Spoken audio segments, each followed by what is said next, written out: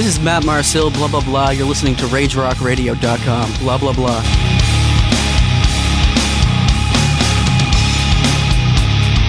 Where did you go now? Oh, where did Hey everybody, welcome to another edition of The Hidden Track here on RageRockRadio.com. Matt Connerton back with you this week, and my very special guest, because he's actually an old friend of mine, Mr. Matt Marcil. How are you, Matt? Hello. And are you feeling British today? Feeling British? I am British. Wow. That's I can't do that.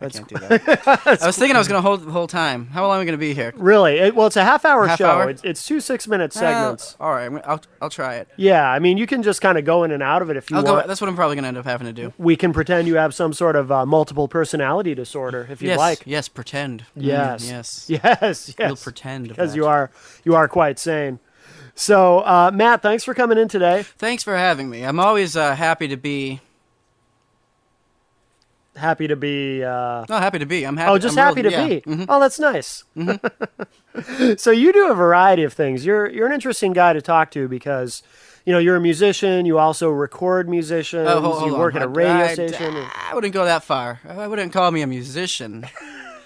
I think I coined the term musician. Really? Yes, I'm a magician. Oh. Not because I perform any sort of magic. I can't do that either. Right. But I create an illusion of music, you see. Uh-huh. When I'm playing or recording or making music, and so I create an illusion that you're listening to a musical performance. Oh, like Doug Henning. It's an illusion. I don't know who Doug Henning is. I'm sorry. Oh. I don't watch TV. I'm just going to go ahead and say that right now. So most of the pop culture references that you might bring up, they're gonna go right over this microphone, let alone my head. Sure. Yeah. Understood. I'll try to keep the pop culture references out of it. All right. How do you spell that, musician? Musician? Yeah. Oh, just like it sounds. Okay, very good. Q-G, silent R, U-Z, silent T. Uh-huh, okay. Magician. Excellent. Something like that. Excellent. And how many original songs have you recorded?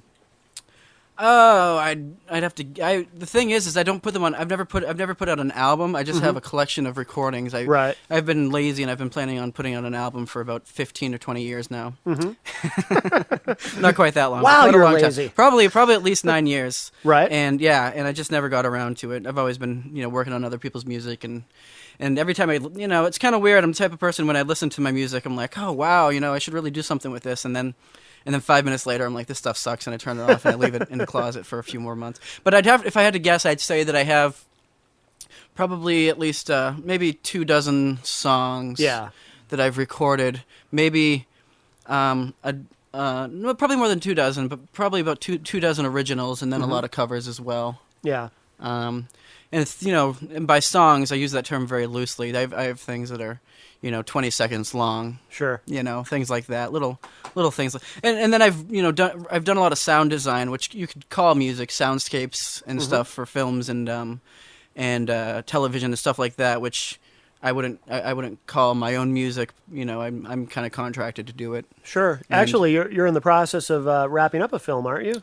We're wrapping up the production, and I'll be moving into post-production soon, as soon as it's edited. Yeah, it's a feature-length film called The Kingsman's Redeemer, shot on a Red One camera. If anybody knows what the Red One camera is, you're impressed. And if you don't know what the Red One camera is, you probably think I'm an ass. Because it's a weird name, but it's a very, very nice camera. I don't know what a Red One camera it's is. A revolutionary, I think you're an ass. Well, I am, but nevertheless, it's a revolutionary new technology in a way. It's basically a digital film camera that shoots at about 7 times the resolution of HD, and with about I'd say almost the dynamic range of 35 millimeter film, if not equivalent to. It's pretty impressive. Huh. Yeah. Have you done a lot of film work? Or? Oh, not a ton. This is the biggest project I've worked on so far. I've done a lot of documentaries. Really? Yeah. Yeah, I've written music for documentaries a lot, and I do the post production as well, which I can do the music, but a lot of times people just want me to balance the sounds, get the dialogue to sound good. A lot of editing is involved in that sort of stuff because people who usually, I don't want to, be crucified here, but I'm going to go ahead and use the term vidiots. It's a term I learned in school. Yes. There's a lot of editing to do to video usually in terms of audio because if somebody, unless you have an audio person who knows exactly what they're doing, you usually are making more mistakes than you're getting things right on a film, unfortunately. Yeah. But, there's a lot to it. That's why, I'm not saying, everyone who makes videos is an idiot because they don't know about audio. I mean, there's a lot to both of those, and I probably would not be, I wouldn't want to have to make a movie myself and concentrate on both the video and audio. It's impossible. So, I mean, I highly recommend having a designated audio person, and that's who I was, or who I am on this Kingsman Redeemer film.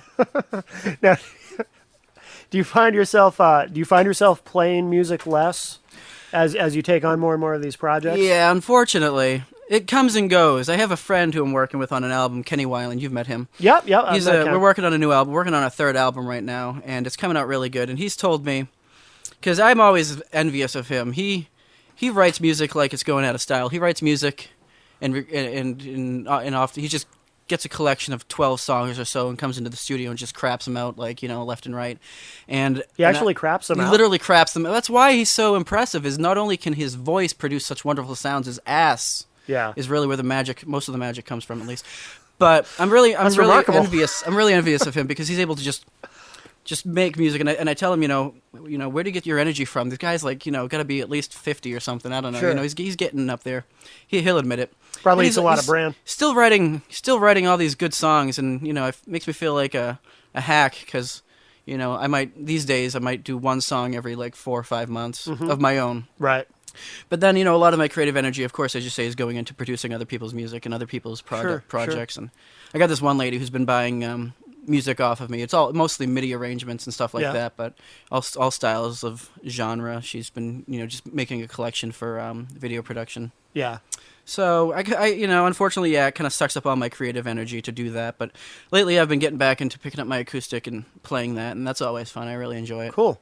Well, why don't we hear something that you've recorded? What have you got for us? Let's hear a track. Sure. I think probably one of my most famous or infamous songs, something that like I said, I'd never put anything on an album, but people seem to really enjoy this one. Is called "We Move On." Mm-hmm. It's actually two versions of it. It started off as kind of like this weird John Philip Sousa sort of thing or something. I don't know, and it turned into more of a Moby sort of thing at the end. But this features Beth Murphy singing backup vocals, and I played drums on the original version, and then I just do everything. So everything you hear is basically me, except for Beth Murphy's vocals in this song. You're like Prince. A lot like Prince. Everything. Yeah. Only I have a name instead of a symbol. Exactly. Very good.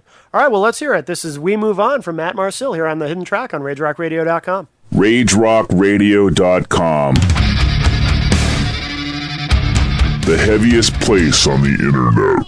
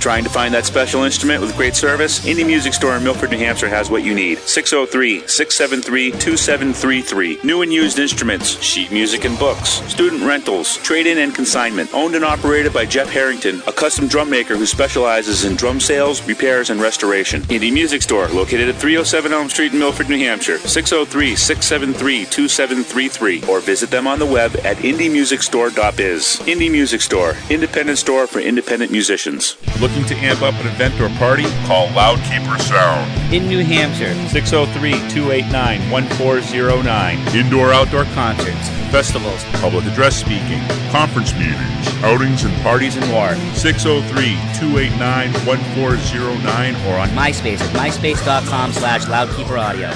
Top quality sound reinforcement for all your event needs. Drumlin Down Studios. Located in the foothills of New Hampshire Seacoast, Drumlin Down Studios is a state-of-the-art recording studio for all your recording needs at prices you can afford. Call 603-580-5339 or visit Drumlin Down on the web at drumlindown.com. No project is too large or too small. Call 603-580-5339 for information. Drumlin Down Studios. That was We Move On by Matt Marcil here on the Hidden Track on RageRockRadio.com. So aside from the backing vocals, you did that all yourself, correct? Yeah, I just kind of pieced it together. That's how I do stuff. I just, usually end up playing like one little thing. If I could put drums or some sort of drum beat down first, that's usually my way of working. Then I'll do maybe bass guitar, usually then I'll do guitar and then bass and then kind of like extra guitar parts and just build it, It's kind of like a painter maybe, I don't know. So you literally write the song as you're recording it? Yes, that's one thing I think that's strange, I guess, is I literally write the song as I record it usually. Uh-huh. And tell me about the process of writing the lyrics. Are we missing a mic here? The process of writing the lyrics is very effed up.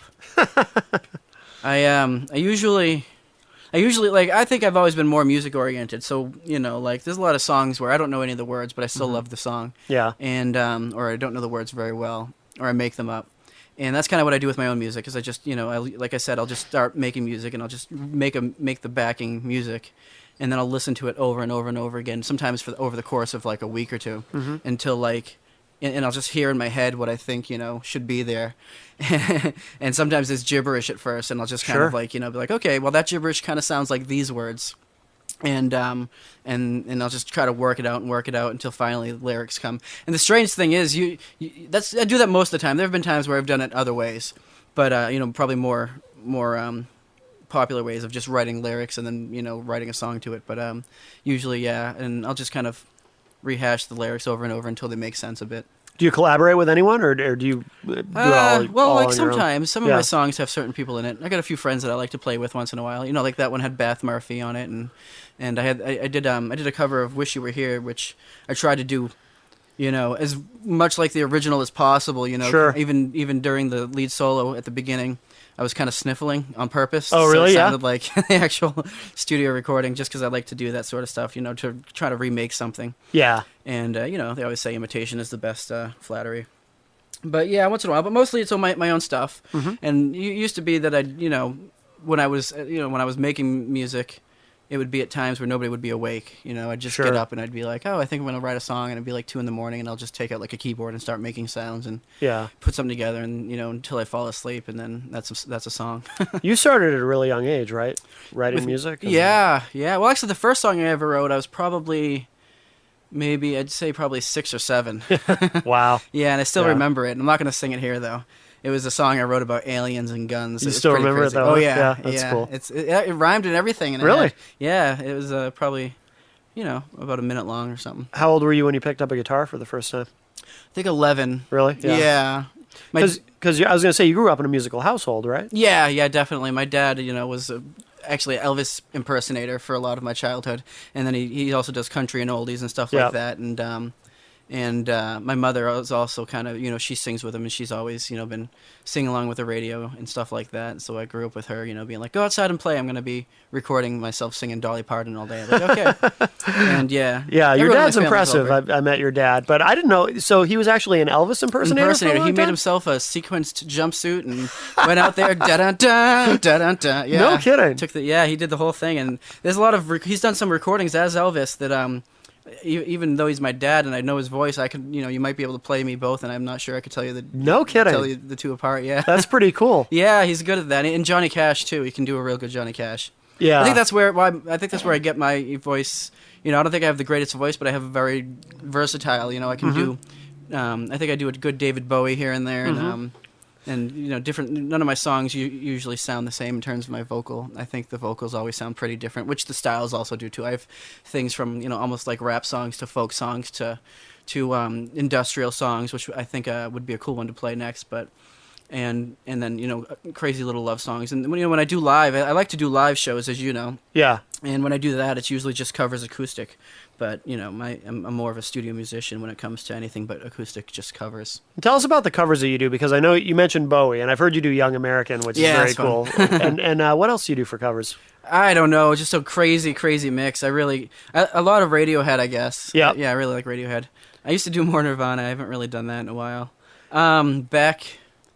I do Bob Seger, Turn the Page. I was going to say, you do an intense version of Turn the Page. Yeah, I think it's even more intense than the Metallicats. Yes. Which, if you can believe it. Absolutely. But I don't know. Screw it.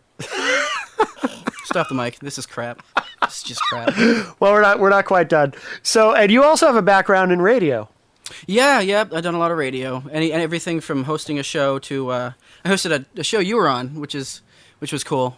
Yes. Called Your Health Matters. Your Health Matters. I did that yep. for 6 months, on and that was WKXL in Concord. Yep. boring and annoying. I had to find doctors every single day of the week, 5 days a week. Yep. I had to find a doctor who would come on the radio and talk about freaking gynecology or heart disease or pearly penile papules or God knows what.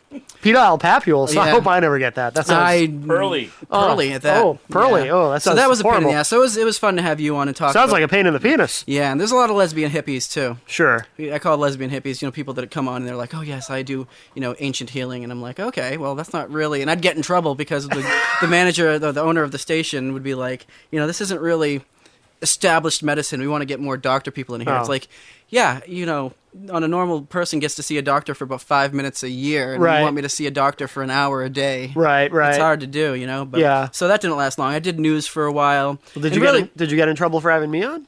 to talk about hypnosis? No, I think they liked you. Oh, good. Strangely enough. Oh. But they were they didn't mind interesting stuff like that once in a while, and yours Yeah. was interesting. Yeah. But and then I did news for a while, and then but the whole time I was doing stuff like that, I just wanted to be doing behind the scenes crap. Right. And now that's all I do is I just do all the record. I don't even have to host the shows anymore. I used to do recordings Sure. of musical performances, and I have to bring it home, edit it, and be like, "Hi, I'm Matthew Marcil, and you're listening to the Freese Brothers Big Band."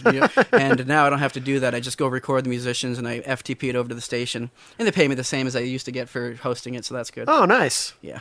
Very good. So I do that. Do a lot of things. I'm teaching a lot of audio production, too. Oh, yeah. I teach Tell at us about the course. Yeah. music school, the Concord Community Music School. If you're interested in learning how to record or do audio production of any type, I hold classes there.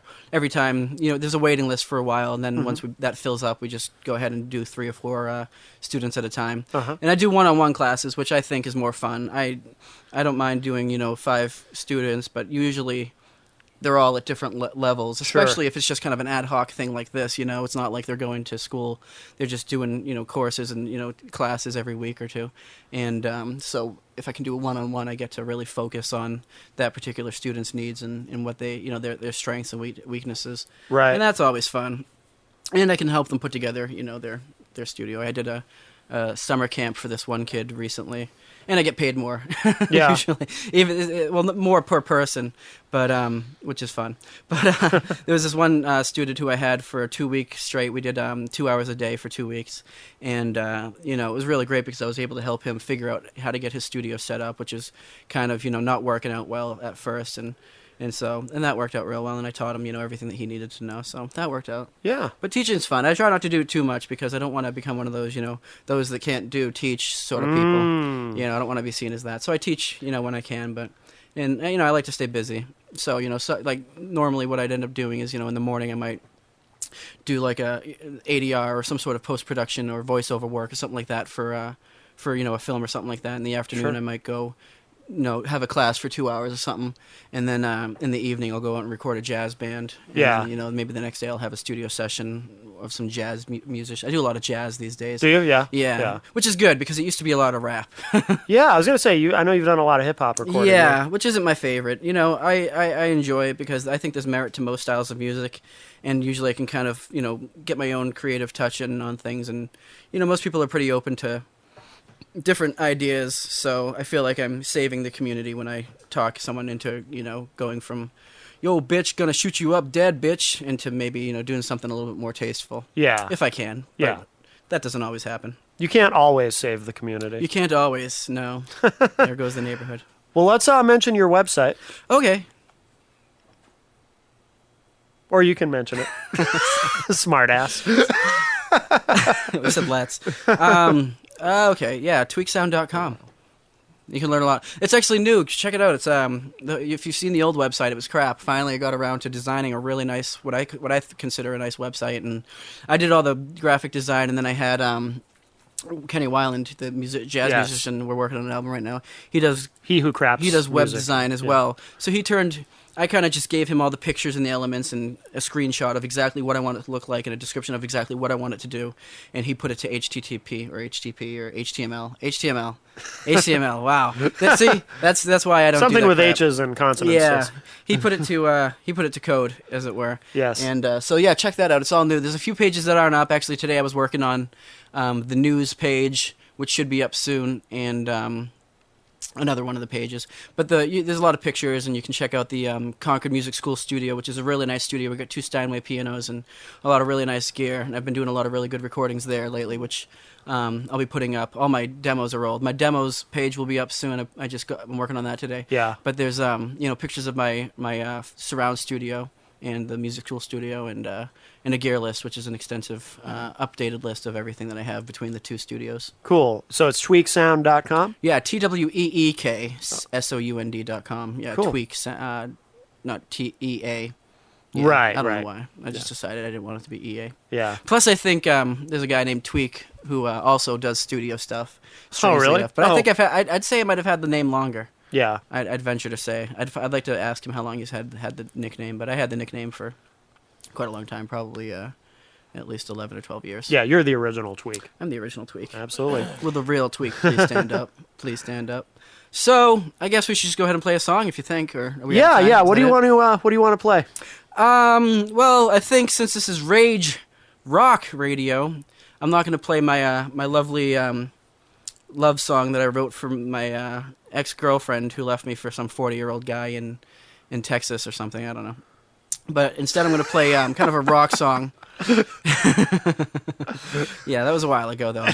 So it's good because I like the song again. But it was called "Sitting on a Park Bench." Yeah. It was nice. It was a lovely little song, but Yeah. she was a lovely little bitch. Fuck you. I hate you. You suck. No, I'm just kidding. I love you, Vivian. We have a lot. We have listeners in Texas. Hopefully, she'll hear this. Yeah, That'd be maybe. great. No, I'm just kidding. You're great. She hasn't returned my calls in about 3 years though, so that's kind of weird. Yeah. But this one's called. Actually, I don't really have a name for this one. Actually, we're gonna play two. The first one I don't really have a name for. So whatever. What did I call it? Umbilical Ghost. Oh, Umbilical Ghost. yeah. Yes. I came up with that name about 5 minutes ago, and I'm sticking with it. And it's fun to say. I had a name for it, but I forgot what it was because No. it was written. This down name somewhere. is better. Whatever Yeah. it was. So we're gonna play that. That one's about 25 seconds long or so. Okay. And then the next one is one that the second one is just some kind of, I think you said maybe it's kind of industrial sound. Yeah. And I recorded this one on the old Fostex 4-track. Oh, okay. Those little tape things that record on cassettes. That was fun. Yeah. That's the thing about this whole album. If anybody Old out there school. wants to hear any of these recordings, I'll be happy to give them to you. But I don't think they're ever going to go anywhere because they're really, a lot of them are recorded on a 2-track recorder, then a 4-track recorder, and then some of the more high quality ones were done on an 8-track digital recorder. That little Boss unit I used to have way back in the day. Yeah. So these are the things that I really started out recording with about anywhere between 11, 10, 7, 6, 5 years ago. And so yeah, like I said, I'll hopefully start writing some new music, and because I think there's some better music to be had from the Tweak Master. Excellent. But we'll see. All right, Only time will tell. So this is Umbilical Ghost, and what's the name of the other one? You call and we come and it all falls apart. I know the names you call me come straight from your heart. Staring out your window at all the lovely cars, looking straight up at night at all the lovely stars. You call and we come and it all falls apart. That's a long title. Yeah, I was thinking about shortening it to Dick. What do you think? Is that a good? Yeah, that works better. Okay. Yeah, I'm it's sure just there's easier to a remember. D-I-C-K in there somewhere. Sure, okay. So we could technically call it a abbreviation. Great. All right, well, Matt Marcil, thanks for being here with us today. Everybody check out tweaksound.com. Yeah, and if you need any recording, that's really what I focus on these days. But if you want to come over and watch me play my music, I'm not going to say no. It's just going to cost you. Sure. Hey, I think that's fair. All right, so this is Umbilical Ghost and Dick from Matt Marcil. Thanks for being here with us, Matt. F yeah. All right, and we'll see you all next time on The Hidden Track on RageRockRadio.com. RageRockRadio.com. The heaviest place on the internet. And